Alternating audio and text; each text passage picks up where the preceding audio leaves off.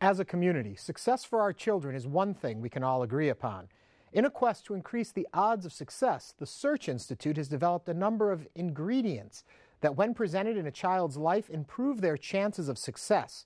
They're called the 40 developmental assets. What are these 40 assets? What benefits have been achieved? And how should these steps be implemented? Tonight, giving our children a brighter future. I'm Ernie Manous, and this is Houston 8.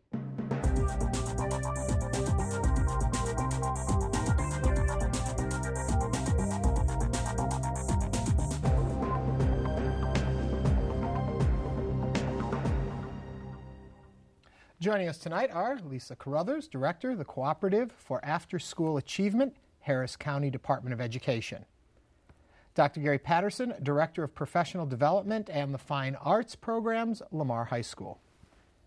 And Nathan Eklund, Head of Education Services and Senior Education Consultant, the Search Institute.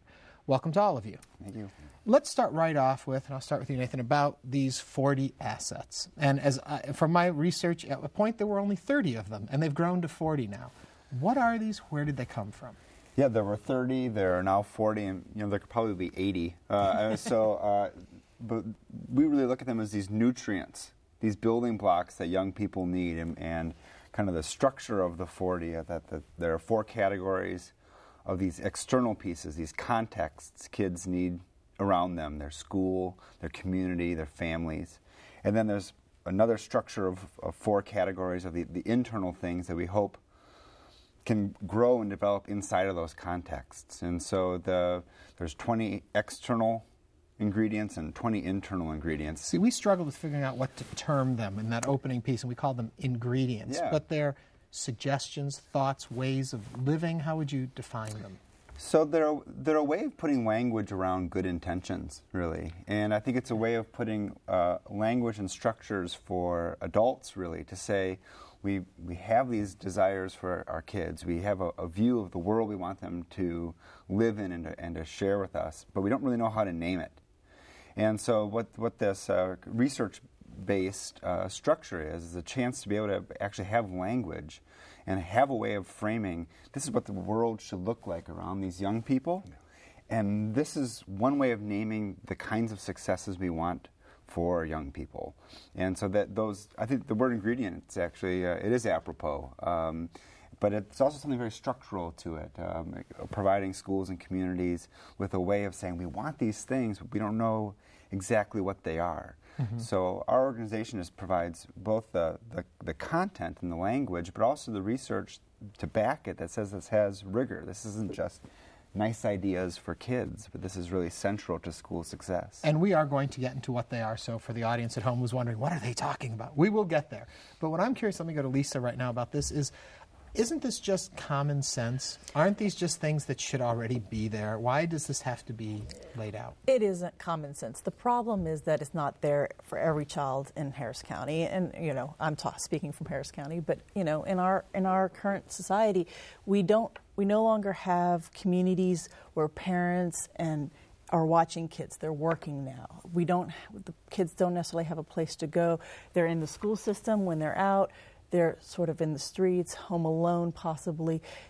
They don't all have access to the same ingredients across the board. And so it's what the Search Institute, by providing a framework, allows people from the social service community, people from the educational community to come together speaking the same language and say, okay, for my pool of kids, I can look, and through my programming and services, I can make sure that these kids get these 10 assets. Maybe I'm not from someone from MHMRA, a mental health institute, might focus on the internal assets, but maybe I'm in the field of after school. I'm going to work at building skills and development with community providers so that I'm building external assets. And so it's common sense, yes, but then it's a framework to operate out of. Dr. Patterson, how do you implement these then?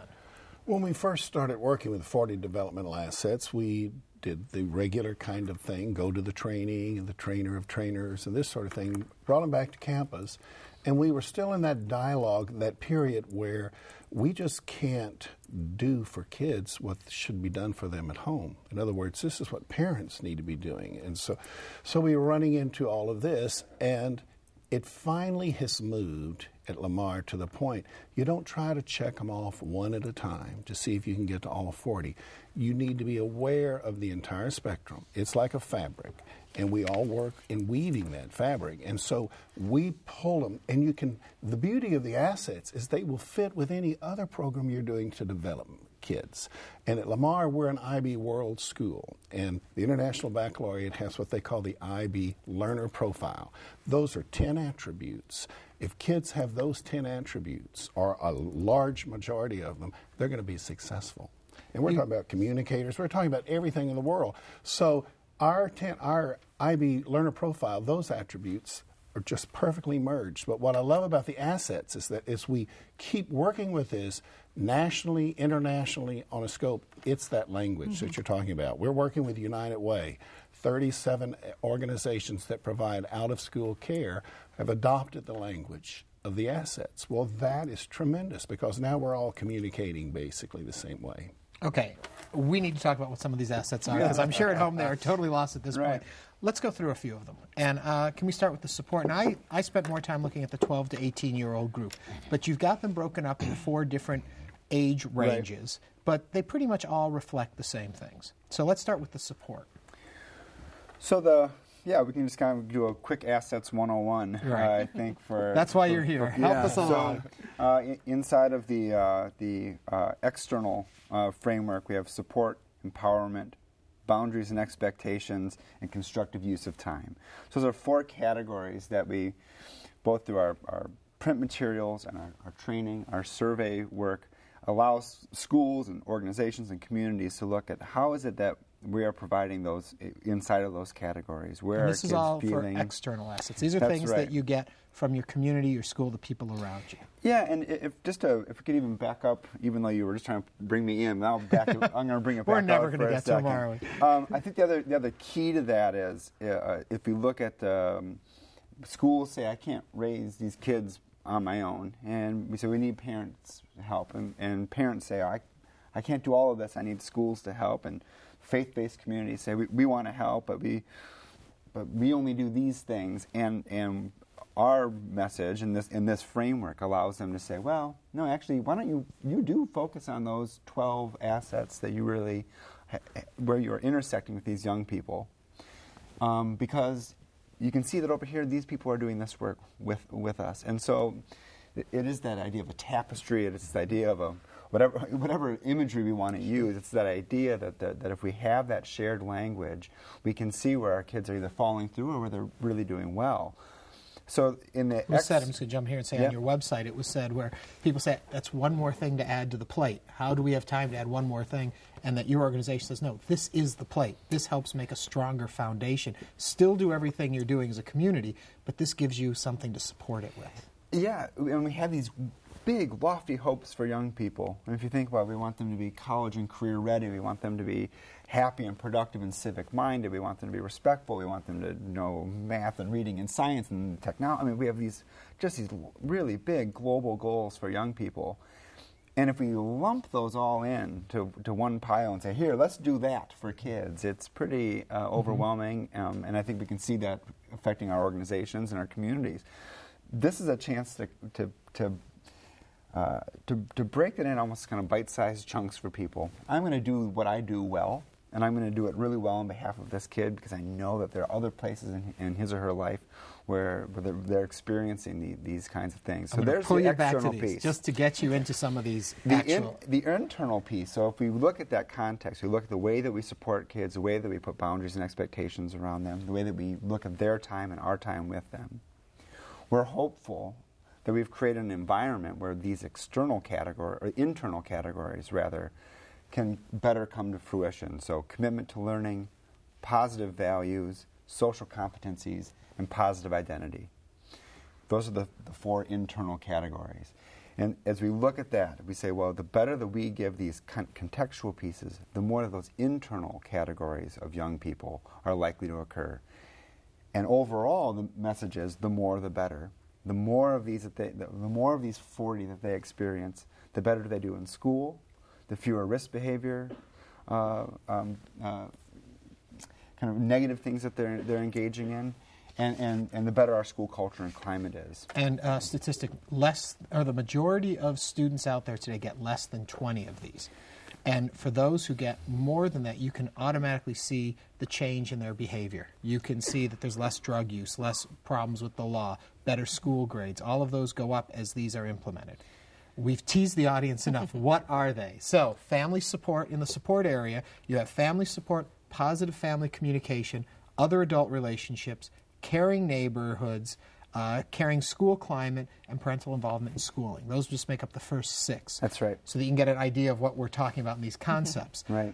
So these things are implemented by how we treat our kids, react to our kids, to make sure that they feel a place in this organization. Yeah, so if we just look at some of those that you talked about family support and communication with family, oftentimes we're thinking kids are problems that we need to fix. So they're going to come into our organization, we're going to figure out what's wrong with you, and we're going to target it, and we're going to fix it. And this really flips that entirely around. If you look at the ways that we work with families, the way that we work with out-of-school time providers, and we look at the way that we connect for kids, we really say the kids aren't problems to be fixed. These are usually adults around them that have failed to meet some of these needs.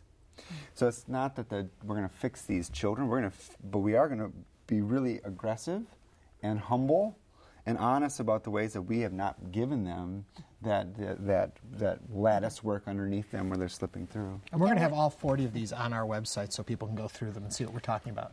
Well, as a program provider, by looking at something like this, like Search Institute, I may not, when I design my programs and my after-school sites, I may not think of, well, what's my role in parental communication? And I might initially think, I don't have a role there. But when you look at this and you say, well, it's laid out there, it's spelled out for me, what can I do to put into my programs? Well, maybe my after-school coordinator needs to, if a kid doesn't show up to the after-school program one day, call that parent and just check in and say, hey, what's going on? We have implemented lessons where when kids do good, that they're sending information back home and that they're bringing back. Homework help in after school is huge. A lot of parents don't necessarily have the skill set to make sure their kids' homework is done thoroughly and correctly. And so this is a vehicle that we can provide a service to the parents and then create works that the kids can bring home and communicate and aid their communication with their parents around homework when they can't necessarily help with the content, but they can help with the program. That's what I like about these points. They're not saying what you have to do. They're more of time spent doing it. Spend an hour a night on homework. It doesn't say that you're going to be the greatest student in the world or you have to bring home these kind of grades, but simply the constant exposure, the repetition, at least gives them a better playing field. But Ernie, when you start talking to children, to youth, you find out that in many cases, it's not that they don't want to spend an hour on their homework at home. They don't have the environment. A number of our kids, their environment, it's so noisy, so loud, so just crazy. When we started opening our library from 6:30 a.m. until 6:30 p.m., those same kids come in there and they get an hour's worth of good, solid work, and they do it on their own volition. I want to say a word about the teachers. When you say that this is a plate, and this is not added on, this is a plate, any teacher is going to hear you, but who's going to build the plate? Who's going to supply the plate? So what we have worked so hard through my office at Lamar is to say, you're already doing some of these things. But what you need to know is the whole plethora of what the children need. That's where the assets conversation comes in. We are mentoring 600 children at Lamar High School that for some reason could very easily fall through the cracks of 3,250 children. So when they mentor these, when we first started it, they would say, well, I can't ask personal questions. I'm not their parents. I'm not this, that, and that. We said, let the children, let the students ask the questions. You be there for the support. The other thing is they thought, well, I shouldn't mentor a child that I don't have in my class. I don't know this child. We found out just the opposite was true. The kids couldn't believe there were other teachers in the school that were interested in them when they weren't their own teacher. And they would come out and say, well, why are you interested in me? You're not my teacher. And he or she would say, because I'm here to support you. What do you need from me that I can help you with? Now, most of these kids are failing the state exam. They haven't met standard. They have a whole lot of problems. So rather than just cram it in a kind of a tutorial setting, treating them just like a number, so to speak, we find out through the asset work what those things are that are really standing in their way. And for the critical needs children, we have a student service center that is equipped to take care of counseling and take care of, they're with communities and schools. They can do all kinds of support services that these children or their families may need. But what I love is that we are finding as we get better at this, we have fewer and fewer that have to go to the support Are you center. really seeing that doing these 40 really is making a change in the student bodies where you folks are at? Totally. Definitely. There's, I think there's something very sadly countercultural about these 40. You open up some, aren't these common sense? And yes, they are. I mean, you almost would hope that there wouldn't be the need for anyone to iterate any of this. Right. Whatever the language piece is, you would hope that we wouldn't even have a cultural need to be able to give the framework. And what's countercultural, I think, about it is that when people choose the profession of education, whether that's in a school setting or somewhere else, but wanted to work with young people, they didn't sit in their college dorm room and say, you know what, I want to go and affect this young person so they can compete in a global economy. Or that I want to raise someone's test score 0.5 this year. They went in because they care about young people, they care about the world that we live in, and yet that's so marginalized in our present conversations around education. So to actually have scientific rigor, to have to be able to answer the question, does this matter and does it work, and have the answer be a yes, indicates that there's something amiss when we are skewing so far towards only a very narrow vision of even what a successful young person looks like. For us, evaluation measures are huge, and they're the main primary focus. Either you're looking at academic achievement or behavior control. And something about the 40 development assets is that it's taking the positive youth development approach. We're not talking, kids are assets in our community. They can become in the assets. They can design their own programs. Youth Voice is one of the assets. And so how do we engage them in a positive way? A lot of the funding that a lot of these programs are using is focusing. Is the tax score going up? Is testing scores or grades going up? Are they being arrested less? As a population, it's very dictative and very negative. Get the kids off the street after school. That's what I want. It's not that I want them in an enriching environment that's going to provide them all this positive activities. And so part of that shift in how we look at our programs is important too. And then how do we feed that back to legislation and policy so that when we invest, we do evaluate programs, we're starting to look at the other investments in these kids and not just their academic performance. And if I take a step quite a ways back from the 40 and take a very bird's eye view of it, as far away that I can't see the 40 anymore, what I basically see is communication, understanding and communicating with your kids, and that the community does the same, that we value them and treat them with respect and talk with them. And that, especially if you start at a very young age, that will build into these children as you go along. So then, yes, you break it up into 20 steps for this and 20 for the other, so a total of 40. But really, if you simply just communicated with your children, a lot of these would automatically happen. And that's what I think it's such a simple thing, yet it can have monumental effects. I think communicate with your children, and we need to communicate with one another, which is the other lesson of this.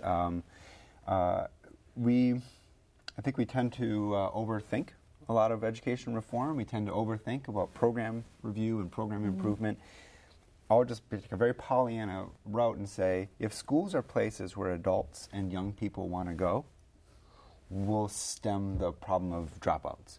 I mean, hands down, if these are places where adults and children want to show up every day, our dropout problem will go away. And that's not going to happen with metal detectors at the door or some kind of new rubric or 12-point plan. How do we create cultures and environments that are engaging that way? Okay, but let me jump here and take the opposite approach here on all of this and say, my brother and I grew up in the same house, went to the same schools, had primarily the same teachers. We had vastly different schooling experiences. what do you do? How do you guarantee? We had the same parents. They talked to us the same ways. Yep. Why do some? I ended up loving school. School was a place I went. It was a hangout. It was like the clubhouse. We Right. did a lot there. After classes were over, I still was at school. I came early in the morning. My brother the opposite, though he was in sports and all of that. But we had very different experiences. So what do you attribute to that? That within same families, I mean, families watching, they'll have a problem child Right. that doesn't connect, doesn't feel it. There are learning problems that maybe block them from feeling part of it. How do these then help that way? Well, I'm gonna take a guess that we could break up your experience into smaller micro experiences that created the overall one that you had. Right. You probably had some teachers or coaches that you probably could name by name, and someone who really saw something in you, got you involved in those clubs. But there was something about a relationship you had with the people involved in the organization that led you to that sense of connection. I'm going to guess that your brother either had fewer of those, the actual relationships that you have with adults. But then that would be outside of us necessarily as kids going through it. And it falls on to outside of us. I don't want to blame right. teachers or anything like that. No. But then how do you ensure from your guys' point of view? I mean, I understand that in the teaching world that the class numbers have gotten huge and the problems that you're facing today as educators are not the same problems we had 20, 30 years ago as educators, or if they're much different. Where do you have time for that? If you're worrying about this one kid who's on crack or a family or a molestation court, all that's going on, to take the time for that other kid over there, these are the crisis moments. How do we get past the crisis moments? Well, there's one element I just wanted to say. It's the nature of versus nurture, right? There's something that I was born with that is going to be. And I think that's why it's interesting that the 40 developmental assets have addressed the internal. Because when I first heard about internal, external, I'm like, oh, well, I get to ignore the internal because that's nature, right? I can only work over here in external. But that's not true. And what we've seen by the way they've laid them out is that there's different things I can set up to encourage the internal. Now, and work inside that so that I'm addressing those issues as well. The very first one in this list that I have in front of me is number 21, achievement motivation. Young person is motivated to do well in school. So that can be from within them or from external, helping to motivate the child. I was not a motivated child to be in school. I was maybe more like your brother. But I went to the speech squad, and that gave me an outlet for my personal interests, and therefore I got engaged with school. It wasn't the traditional venue, but it was something that school had provided for me as an outlet that may not have been there. Now, that was probably before, I'm not that old, but I don't know that they were integrating the assets at that point, but that is what they're trying to make sure that we're paying attention to. There are people watching right now, and their kids are being challenged by gangs, and they're being challenged by, we watch the news. These things that we see are not what we would have thought of when we were kids or what our children today are watching. So how do you get to this simpler, and I hate to use the term Pollyanna world where these things can happen when we're really in today's true environment? Right. I'm going to go down to you. You have to work at it every day. And it's not something that you can take care of just looking at, well, this month we're going to focus on such and such. The teachers at Lamar probably work harder than any I've ever seen. They have an hour a week that is set aside to work for kids, and that's what we call our interdisciplinary clusters. So that whole hour is focused about kids. So if they want to use part of that time in there to check on their mentee, because they have to do that once a week, there are expectations. The expectation is that you have done this. We are working with our teachers through technology to make their jobs easier. So they're keeping up with things, these record keeping and this sort of thing, so that they don't get so burdened down. And they used to, we'd have a hard time getting teachers to come to those meetings. You have to nearly, the sign-up sheet, sign in, and all this. Now they're so interested in what they're doing for the kids. They know this is the time of day, once a week, an hour. But we do that every week of the year. And it really does pay off. Because I walk through the halls and I hear conversations out in the halls with individual students that are as parental as you would ever want to hear. And used to, before we really got into this 6-7 years ago, it was mainly for discipline. And you would nearly see the finger shaking and all this stuff. And it's like, I'll hear, Jason, what's going on today?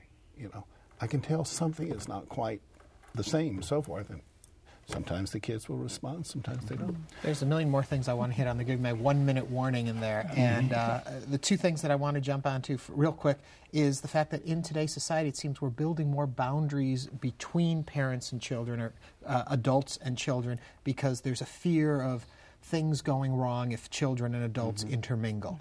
How do we relax out of that and realize that there is good that can come from those relationships? Well, I would say that the story that you heard was one about being daily and being intentional and being and putting it forward. So when you say, you're right, in all that we're facing in our schools and with our young people in our communities, how do we have time for relationships with them? And I think the lesson here is just the opposite.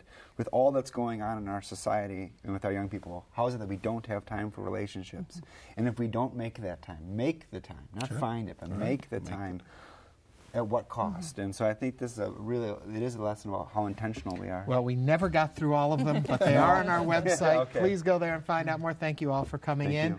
Now, each week, as I just said, we invite you to visit our home online at HoustonPBS.org. Simply click on the local programs bar, pick Houston 8, and you can join our online community. You can read about the guests, learn more about the topic and these steps, and even watch past episodes.